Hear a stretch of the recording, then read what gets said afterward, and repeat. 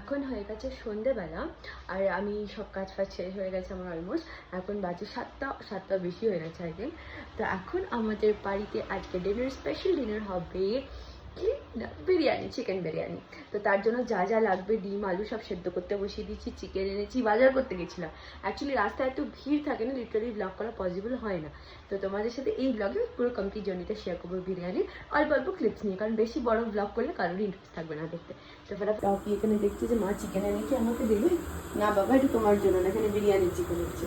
যা যা লাগবে আমি অলমোস্ট সব প্রিপারেশন করে দিয়েছি। এখানে এখন শিখলে একটা মানে এগিয়ে গেছে প্রসেসটা।